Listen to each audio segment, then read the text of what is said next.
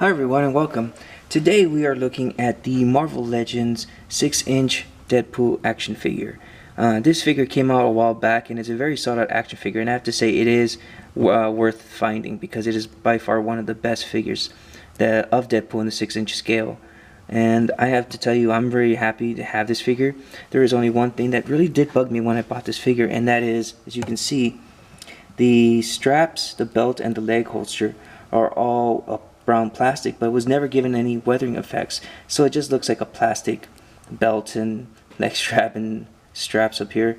So it's not ideal for a Deadpool figure in my mind. So what I'm going to be doing today is I'm going to be adding some black wash to the belt and area so that it makes it look much more leathery and much more worn out.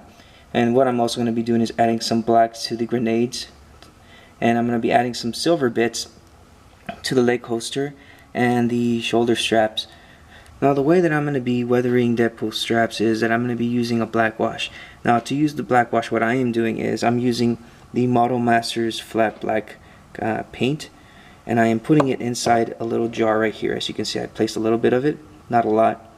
And what I'm going to be doing now is I'm going to be taking some of this Tester's universal acrylic thinner to thin it out and make it much more watery and less paint, so that way it allows it to wash over the areas. So as you can see, I'm dripping in some of it, and you want to mix it up a little bit, make sure that it's well moved around, and the consistency, it doesn't have to be too thick.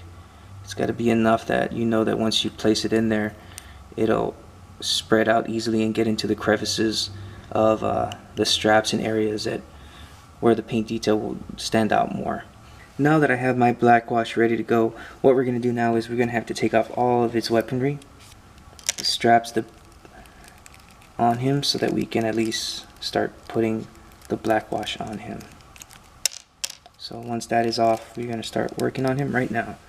Now I'm using a very thin brush that I can be able to paint on the weathering effects on his straps. And basically you just want to dip your paint in, and you want to go like that, and basically you're going to have to spread it out. Now it's not going to adhere at first because the plastic is not made to do that. At the same time, all the watery substance in it is not allowing it to adhere very well. So what you have to really do is just keep spreading and spreading it along the way. So the idea is when you keep doing this and you keep spreading it, eventually the water, the thinner will eventually evaporate, and then the paint will start to stick, and therefore it'll start to give it a much more worn out look. It does take some time and patience, but the end result is actually really great. Now as you can see, the thinner has started to dry off, and now I'm starting to spread out the little excess paint on it, and it's starting to get inside the paint, the plastic, and it's starting to give it much more weather effect. There's a huge difference you can tell right now in terms of the color of it. This is starting to look a lot more like the brown leathery straps that he's supposed to have compared to the plasticky toy looking ones. And sometimes what tends to happen, you might have a little bit more paint and less thinner on it, so there's going to be a lot more paint on these straps. So what you can do is then dip your brush into some water, clean off any excess water on there, and then just keep spreading it out with the water to get some paint off that you don't want. As you can see here, there's a little bit excess paint that I have back here, and so I'm just brushing it as much as I can off, but it looks really good.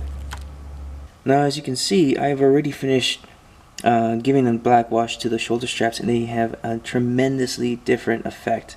It looks so much better, looks so much real, like real brown leather. And so we're going to continue on with the belt and the leg holster, and you'll see how it doesn't want to adhere to the plastic at first, so it's okay. So what you want to do is just keep spreading the paint out everywhere, even if little blots of paint are still stuck on the plastic. It's fine, because what's going to happen is you have to wait for the thinner to dry out a bit, and once it dries out, then you can really spread out the paint more. It should only take like a minute or two, once it's completely starts to dry off a bit, and then you can really start weathering the whole thing. Ooh.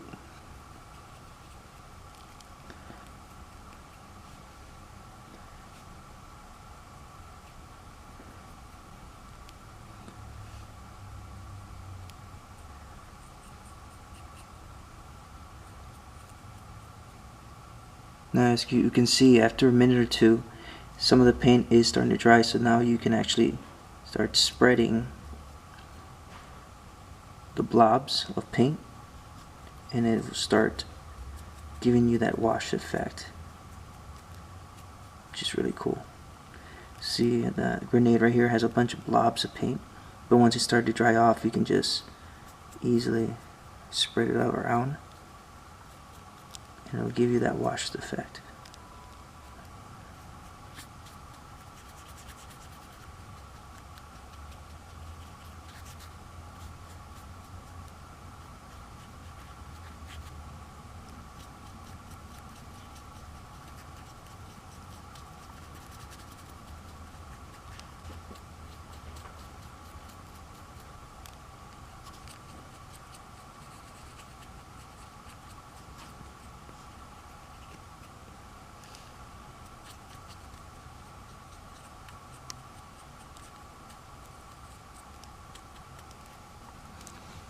You can see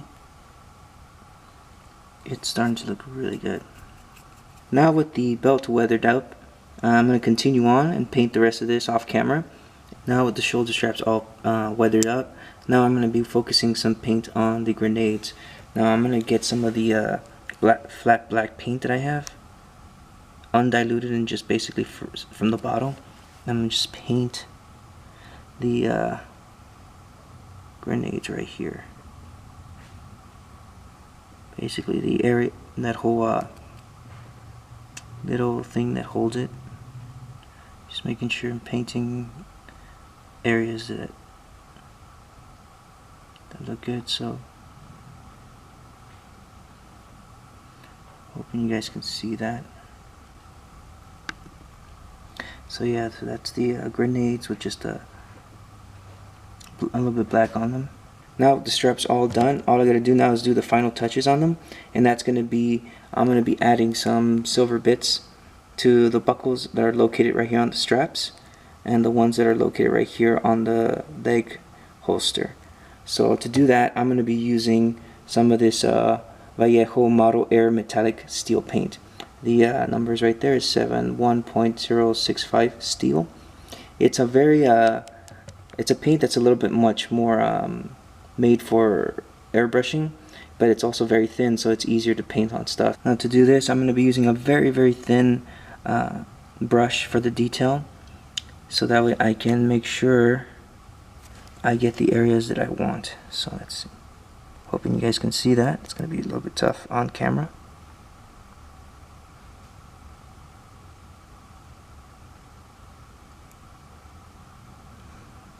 That's one. Two. It's a little difficult, but it's okay. It takes time and practice and patience. Because this paint's very thin, you just have to lightly touch the little area, and it'll paint it really quickly. So you can see the straps are painted on now, and now let's continue on with the ones on the leg.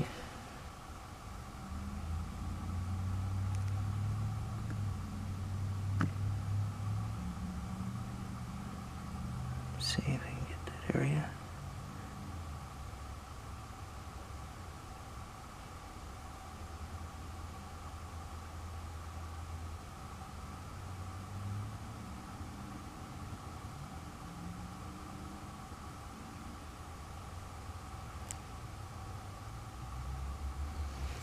Make sure you get the top and bottom of this area, the straps.